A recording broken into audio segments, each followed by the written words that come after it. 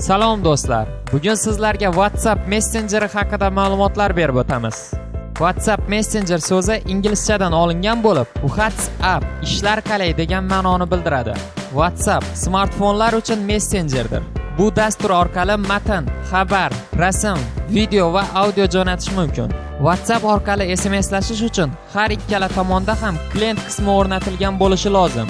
WhatsApp 2009-yili yaratilgan bo'lib, uning bosh ofisi Kaliforniya shtati, Santa Clara shahrida joylashgan. WhatsAppning server qismi Erlang dasturlash tilida yozilgan.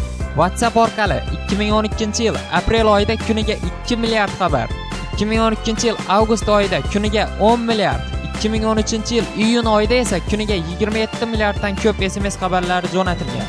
Bundan oldingi rekord ham WhatsAppga tegishli bo'lib, 2012-yil 31-dekabrda o'rnatilgan edi. O'shanda 24 soat ichida 18 milliard SMS yuborilgan edi.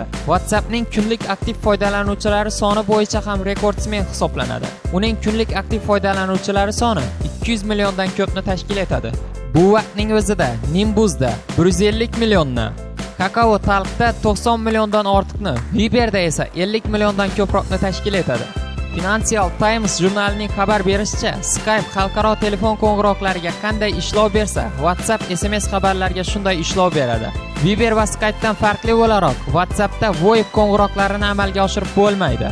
Ovum kompaniyasining mutaxassisi Nexi Darining baholashicha, WhatsApp tufayli mobil operatorlar SMSdan bir necha milliardlab zarar ko'rishlari mumkin. WhatsApp telefondagi kontaktlarni avtomat tarzda sinxronizatsiya qiladi. Bu esa ushbu dasturning afzalligini o'z-o'zidan ma'lumligini ko'rsatib turadi. Apple kompaniyasining iPhone modellari uchun WhatsAppning rasmiy klienti dasturi 2013-yildan boshlab bepuldir. Bundan avval uning narxi $1 bo'lgan. Boshqa kompaniya smartfonlariga Android, BlackBerry, Windows Phone, Nokialarga o'rnatilgan WhatsAppdan birinchi yil davomida bepul foydalanishlari mumkin. Keyingi yillar uchun esa yiliga 99 sent to'lagan holda foydalanishlari mumkin. Endi esa WhatsApp haqida antiqa va qiziqarli faktlarni keltirib o'tamiz. WhatsApp ilovasi 2009-yili John Crown va Brian Action tomonidan yaratilgan. WhatsApp ilovasi Android tizimida eng ko'p yuklab olinadigan ilovalar ichida 5-o'rinda turadi. Facebook jamoasi WhatsApp ilovasini $19 milliard ga sotib olgan. Bundan oldin esa Google kompaniyasi $10 milliard taklif qilgan, lekin WhatsAppchilar ko'nmagan. WhatsAppning yillik mablag' aylanma hajmi $17 milliard ni tashkil etib, NASA tashkilotini ham ortda qoldiradi. WhatsApp kompaniyasida 55 ta ishchi mehnat qiladi.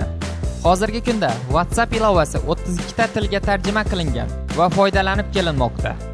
2015-yil yanvar oyi holatiga ko'ra, WhatsApp ilovasida bir kunlik xabarlar yo'llashlar hajmi 30 milliard donani tashkil qilgan.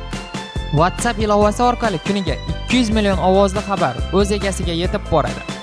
WhatsApp ilovasidan foydalanuvchilar haftasiga o'rtacha 195 daqiqa vaqtini shu ilova uchun sarflaydi. Hozirgi kunda WhatsApp ilovasidan foydalanuvchilar soni 1 milliard kishidan oshib ketgan. 2015-yil aprel holatiga Forbes ma'lumotlariga ko'ra, WhatsApp ilovasiga o'xshagan ilovalar sabab telekom kompaniyalar yillik 386 milliard AQSh dollari miqdorida zarar ko'rgan. WhatsApp ilovasini kuniga 1 milliondan oshiq yangi foydalanuvchilar yuklab oladi. WhatsApp ilovasi orqali kuniga 700 milliondan ortiq suratlar jo'natiladi. Hindiston davlati aholisi WhatsApp ilovasidan eng ko'p foydalanuvchilar sirasiga kirishadi. WhatsApp ilovasi foydalanuvchilarining 72% har kuni o'z profilini tekshiradi. Ushbu ilovadan foydalanuvchi har bir shaxs kuniga o'rtacha 23 marotaba ilovaga kirib chiqadi. WhatsApp ilovasida kuniga 100 milliondan ortiq videolar o'z egalariga yetkaziladi. Argentinaning 84% aholisi WhatsApp mobil ilovasidan foydalanadi. Hindistonda WhatsApp mobil ilovasidan foydalanuvchilar soni 70 milliondan ortiq. Finlandiyada 17% aholi, Buyuk Britaniyada 36% aholi, Italiyada 81% aholi WhatsApp ilovasidan foydalanadi.